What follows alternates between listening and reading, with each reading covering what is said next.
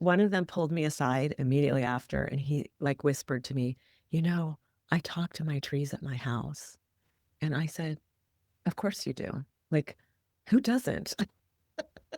That's how we normalize what is actually normal. What the way we're living right now, if it was normal, we would not be in this position of looking at whether or not humans are going to continue to survive as a species. We don't yet know if we're going to. We don't yet know if we're going to choose life. But coming back to nature and how we can be in service to her, that will assure the thriving of everybody. I had an experience like that Yes. because it's so interesting. I get people who listen to my podcast and they said, I was listening to so and so, and I thought, wow, I wish I had an experience like that. And then all of a sudden, there's this, oh, and then I remembered this experience. Yes. And I get chills right now because that is the magic. Yes. That is the magic of sharing these stories. Welcome to the Enchanted Earth podcast, where you will hear stories of nature with the power to transform our lives. These sacred stories are begging to be shared now. So listen in as my guest today shares one of their own. So welcome, everybody. Did you know that this podcast was inspired by my book, The Enchanted Earth? It's available where all online books are sold, and I'll put a link below so you can get a copy of your own. But now today we have with us Stephanie Banks. She's a highly sought after intuitive channel, mentor, and guide who helps people connect on the soul level. She channels from the perspective of any soul currently on the planet, souls on the other side, purely non-physical beings such as spirit guides, as well as trees, animals, and Gaia. So welcome, Stephanie. Thank you, Maureen. I'm so happy to be here with you. It is our second time together, actually, because Stephanie did a reading for me a couple of weeks ago. And as somebody who regularly connects with my higher self through my dream world, through synchronicities in nature, through just stillness, I always look outside on occasion to just get confirmation of my path, to make sure there's something that I'm not missing. And I really, really appreciated our conversation, Stephanie, because I got some real insights, and I also got confirmation of my path, and it was just really lovely. So thank you for that. I really loved connecting with your energy and how you channel. Oh, you're very welcome. I love to do that. It kind of sets us up to have an even deeper connection this way. I think so. I think Yeah. so. Yes, awesome. So something that I ask all of my guests is, can you tell me a little bit about how the land, well, hold on. Something that I ask all of my guests is, can you tell me a little bit about the land that raised you? Oh, I just got the chills with that question. Thank you for asking that. Thank you for starting there. Wow, that's so delicious. Okay. The land that raised me provided me with so many tree friends that even when I was very young, like first, second, third grade, and I would go through some of the angst that young school-age children go through, being excluded by peers or whatever the social angst was of the day, I had my tree friends to talk to, and I did. And I kind of assumed everybody did, but I didn't openly talk about it. I do remember, though, there was this glorious pine tree that stood outside my home.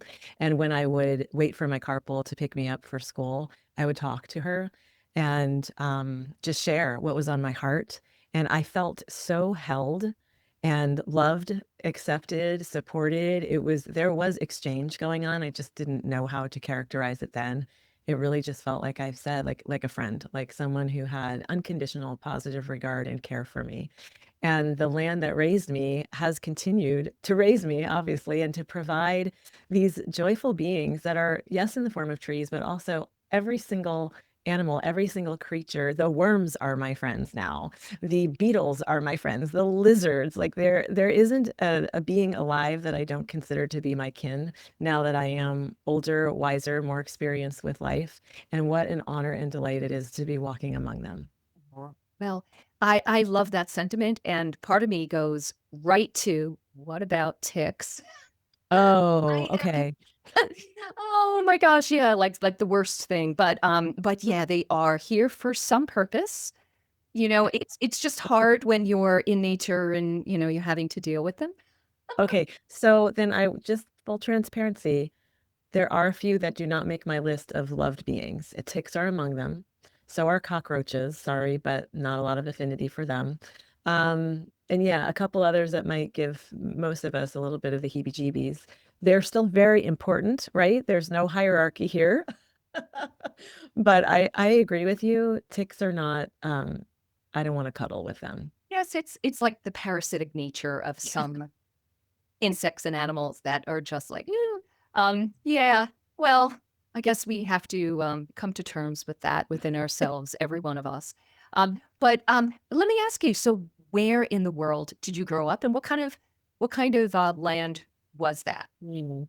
So I mostly grew up in South Florida, which is much of the area is unceded Seminole territory.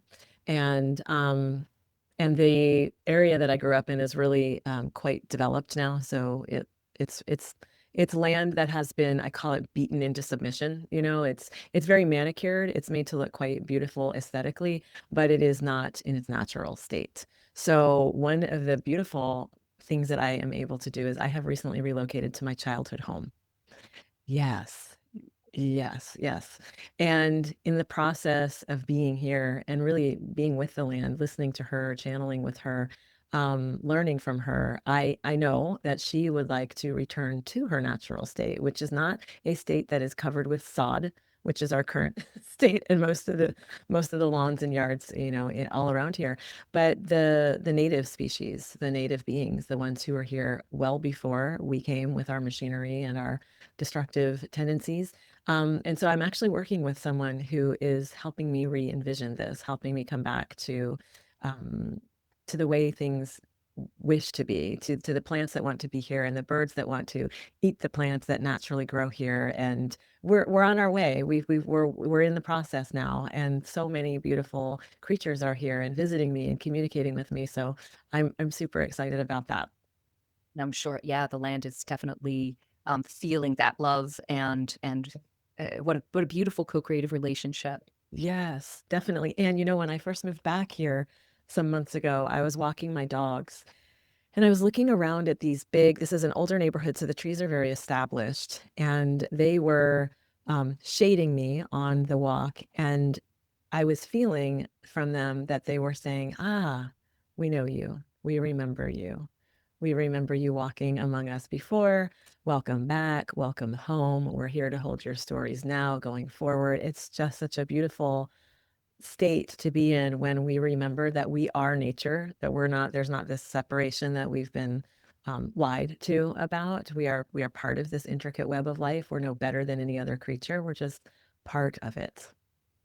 Yes. I am wondering, and I bet you listeners are as well, is that tree that you talked to before you went to school every morning still there? So I'm no longer in that house. Oh, okay. That was in a different area of Florida. So I don't know. I haven't been back to that land to see, but I have her in my heart and in my mind's eye. I can close my eyes and see that big tall pine, but I'm not sure. This is my childhood home as of like third grade onwards. Yeah. Oh, beautiful. Beautiful that it has a lot of big mature trees around. Oh yeah. It's just really precious. Really precious. Um, so I'm curious. You had the situation where you would dialogue with the trees. Did anyone teach you that? Like, at what point did you just start doing that? Was it just like, I don't know, could you share a little bit about that? Yeah, nobody taught it to me. I'd never even heard of, the suggestion before. I would have thought it was cool though, if somebody had. I think for me at that time in my life, there was a lot of difficulty and challenges going on in my home environment. My mom struggled with mental illness, and so there was a lot of stuff that was hard and that I didn't really understand, and that was somewhat kept, secretive, or private, but really secretive also. And then I was just in the normal, first, second, third grade stuff with like what I would call typical girl aggression, where the girls have this social aggression where they will just take a moment in time and exclude someone and then re-include them. And I was just as guilty of it as anyone else. It's a thing. Girls do this. And so that the home strife combined with some of the difficulty at school led me to a place where I didn't know who to talk to. So the trees were there, always there, unmoving, unwavering, grounded, centered, open, available. So I would say I just took advantage of the opportunity, and it seemed a safe being for me to share my heart with. And, we do forget this is a natural state for humanity to Mhm. have that relationship. And Yeah. we know that as children. So yeah, we don't need somebody to tell us about it. We just feel it and we just go with our gut Yes. at that age. That's lovely. That's really lovely. And it's certainly like this unconditional love, non-judgmental, um, that we also have with our pets if we have furry animal family members, for sure. And let me just ask you this: Is there and I ask this sometimes with people when I feel called to, and if it goes nowhere, we could cut it out. But um, do you remember your first experience in this lifetime? The earliest experience? Um,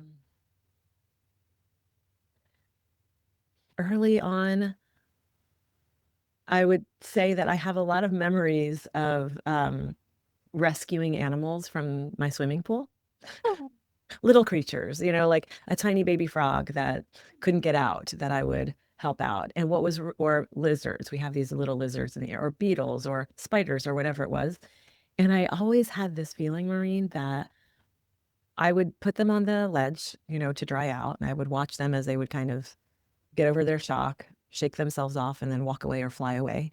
And I had this feeling that we would meet again, not in the pool, but in maybe another journey, another lifetime, another something. I had this feeling that there was gratitude for, thank you so much, human, for noticing me, this little being that's struggling, for bringing me to safety. I'll circle back to you.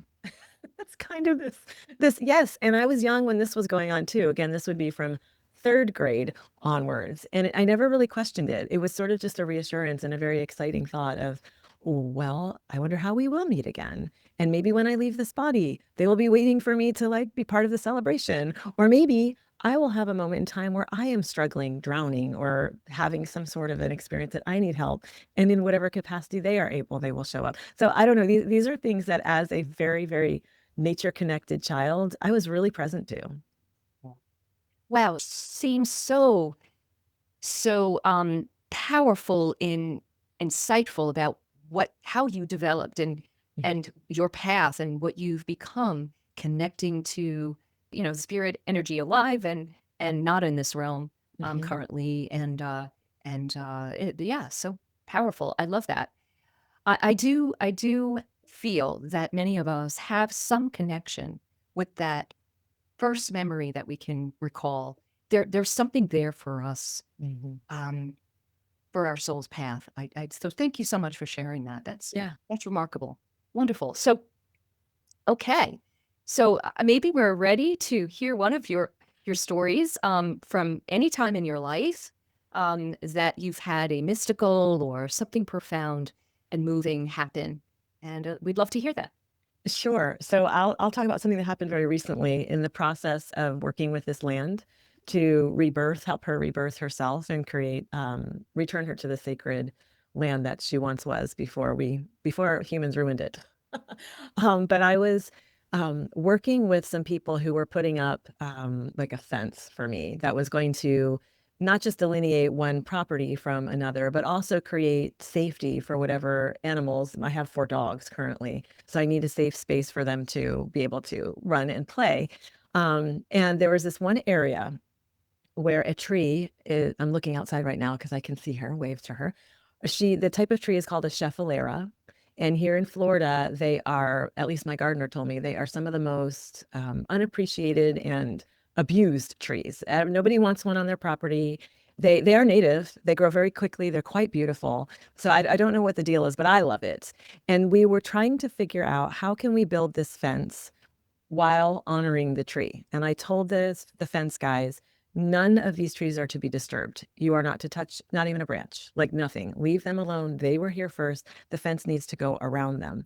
But the guys were trying to show me this one place. If they said, if we could just trim this one part of the tree, we could put the fence straight across. And they really wanted to put the fence straight across. And I understand the desire to do that. So they were quite compelling in their argument. So we were all standing outside under this tree, and I took a moment just to feel into, do I even want to consider this? It doesn't really feel right to me. I want to stick with what I originally said, not to touch the tree, but maybe they're right. We need to put the fence in this way, and maybe this branch will grow back. And as I took this moment just to contemplate, the tree has big leaves. They're like this long, literally, like at least 12 inches. A leaf fell from the tree, and they have such a heft to them that it actually slapped me in the shoulder audibly. You could hear it. So here I am thinking, what should I do about the tree? Should we trim it? I get smacked in the shoulder. All these guys are standing around. They heard it. They saw it. Our jaws are on the ground. We're looking at each other like, did that just happen? And one of the guys said, I think the tree is talking to us. And I said, yes, it most certainly is. And that is the decision. We are not touching her. So now I have this fence that juts out and around and juts back because we are not going to bother her. We are not going to disturb this tree. She was here first. Her roots are planted and they remain. Wow. You did not need that experience so much. I mean, yes, to listen to her and be open to her, but the fact that the group of men, Yeah. fence company, witnessed that, they needed that Yes. physical proof Yes. And of aliveness. one of them pulled me aside immediately after, and he like whispered to me, I talk to my trees at my house. And I said, of course you do. Like, who doesn't? I mean, everybody should. I know most people don't, but I really wanted to normalize this for him. And I said, yeah, they have a lot to share with us. They are wise beings. Wow. It's wonderful, but it's also so sad that he needed to say this quietly without anyone else hearing. It just shows the state of human consciousness that we're in. And it's shifting, thankfully. Definitely shifting. But there's quite a few people who feel that I will be judged as wacky if I said this to my best friend. Now, the thing is, perhaps his best friend also feels that way, but they will never share that with each other out of fear of being judged. Yes. No, that's definitely a thing. I got over that though, and I feel like taking the steps necessary to live authentically with nature, among nature, has enriched my life 100,000 times. I no longer feel embarrassed when I'm on a hike and I just have to stop and fling my arms around a tree and just hug and hug. I will stand outside my house these days and I kiss the gardenias that are blooming on my tree. And I'm sure my neighbors are like, that woman is off. I do not care. I'm not off. Everyone else has bought into this notion of separation and scarcity and not enoughness, but nature lives quite the opposite. She lives with reciprocity and exchange and thriving. So that's what I'm aligning with. And I just encourage everybody else, just take a little bit of a step to do that and then talk about it, because that's how we normalize what is actually normal. The way we're living right now, if it was normal, we would not be in this position of looking at whether or not humans are going to continue to survive as a species. We don't yet know if we're going to. We don't yet know if we're going to choose life. But coming back to nature and how we can be in service to her, that will assure the thriving of everybody. Absolutely. And that really is the mission of this podcast, because I believe that we all have these stories, however deep and buried they may be in our psyche. But when people turn on to this podcast, and I know I'm predominantly speaking to the choir, preaching to the choir, it's a niche audience, which I hope will grow more. But people are tuning in because synchronistically they're, resonating. They're being pulled in by one of my guests and one of the topics, hopefully. But I hope that the stories that are shared will be like a little light bulb will go off. I had an experience like that. Yes. Because it's so interesting. Sometimes I get people who listen to my podcast and they said, I was listening to so-and-so And I thought, wow, I wish I had an experience like that. And I'm talking about sometimes people in my personal life who I would never think care about that. Mm-hmm. And then all of a sudden, there's this, oh, and then I remembered this experience. Yes. And I get chills right now because that is the magic. Yes. That is the magic of sharing these stories. Yes.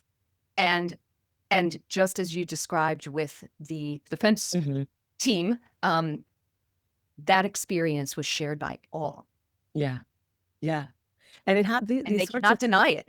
no, and I don't think they wanted to. Like they saw how much depth of connection I had and how much respect I had with the land, and with the beings of the land. And while we were out there, like bunnies were hopping by, animals and nature energy, it senses when it's welcomed, and it will draw close to to the places where it's loved, where it's honored. And so these guys are like, what is with all these animals, these birds coming by? But they loved it. And it's our natural state to love nature. Yes. Yes. And thank you for that. That was beautiful the way you articulated that. And it made me recall I do feng shui. And one of the things in feng shui is that the land is number one. Mhm. So when we approach somebody's home and we take in the landscape, what's going on there, if it's vibrant and full of wildlife and abundant with, of course, depending on the season, wherever you live, there's life, Yes. there's good energy there.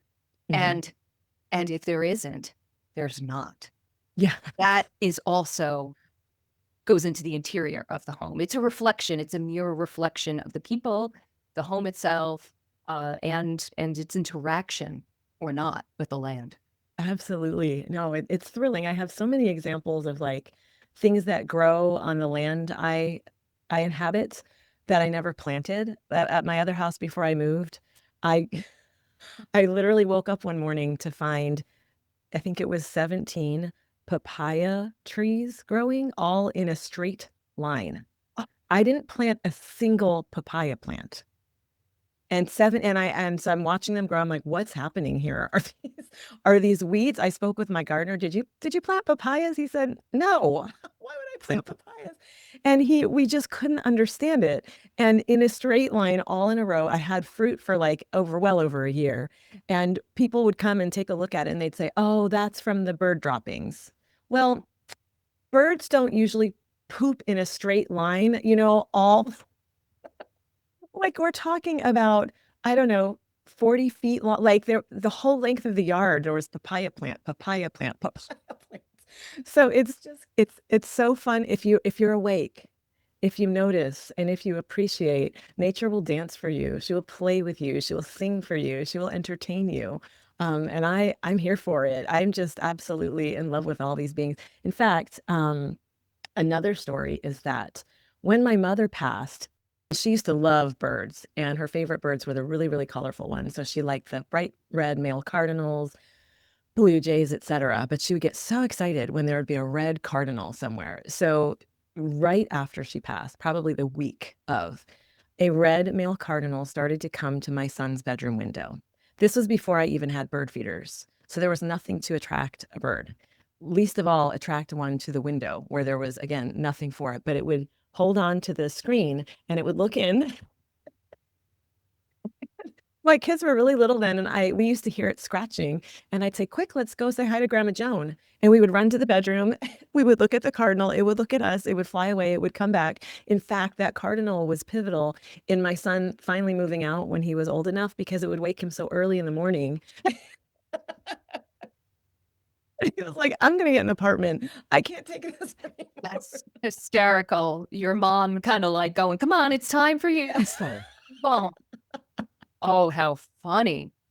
Wow. So, and it came for years and years. I don't even know what the lifespan is of like a neighborhood bird like that, but consistently. And I have no doubt that was my mom. I mean, those on the other side will send messenger animals, and birds or creatures with wings are some among the easiest for them to send. So, no question about it.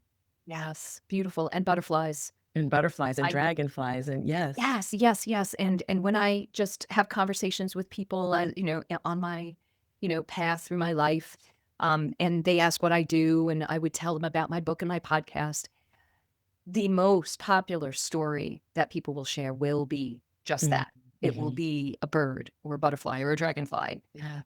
as a messenger for their loved one. And it really is so common.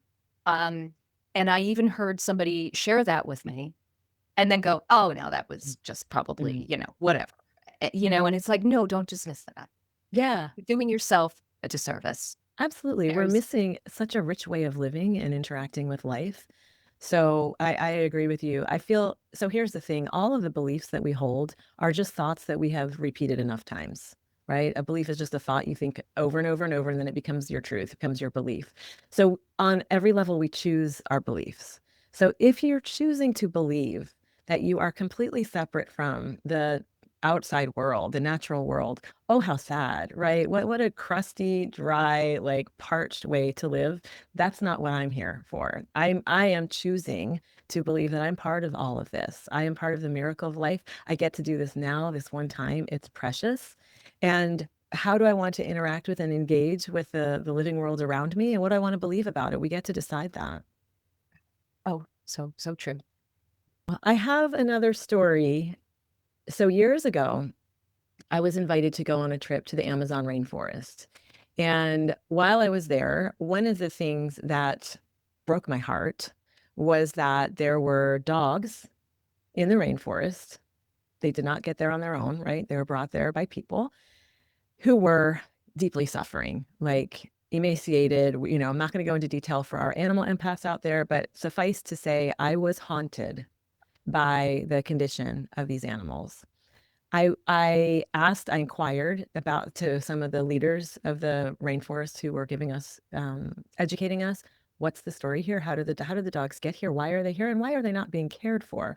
And it's a delicate situation, right? We have dogs across the globe that are neglected and starving, et cetera. This is a global issue. But in particular, I was curious, like the indigenous are our leaders and our teachers to show us how to live in harmony and respect with all life. So where is the dissonance and the disconnect here? I was trying to sort it out. For 3 years, I stayed silent about this because I wasn't sure how to bring it up in a way that respected that the cultural differences, perhaps educational differences, like the delicate nature of it. During those 3 years, the dogs continued to visit me in my dreams, like really just kept showing up. And some of the dreams were really, really upsetting. And I would wake up with my pillow wet with tears. And other times the dreams were something of a message that I was maybe not quite sure or clear about. But approximately 3 years' time, I decided to donate a particular amount of money, a random amount of money, to an organization that protects the rainforest. And and then shortly after donating this amount of money, I had a dream, and a particular dog that I had actually seen in the rainforest, and I remember him because he had a wound on his head, and I was trying to sort out what medicine do I have or what could be done to help heal this wound. Anyway, the dog came to me in my dream, and he said, "You must speak up now. You must be our voice now. It is time. We need you." And again, I woke up crying, but I woke up with clarity. Okay, this is my time. This is part of what my soul is here for. So I called some dear friends that work at the organization that protects the rainforest, and I told them I have to do something. I do not know what. This problem feels so big, and I'm also acknowledging that we have an enormous humanitarian problem, right?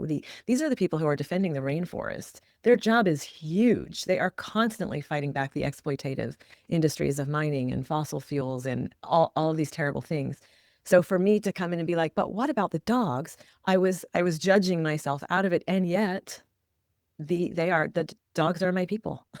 The dogs are they're my kin. So these friends in this organization said, let us take this to the right people, give us some time with this issue, and thank you for bringing it to our attention. In a very short amount of time, they came back to me and they said, we have found a veterinarian who is willing to go into these remote territories. We're talking remote. Where I visited required a tiny plane, a canoe, a hike, like these are very remote territories. And they said, we've asked her to draw up a proposal to give to you so you can understand, like, what does she perceive from the medical perspective needs to be done in order to start improving the condition for these animals.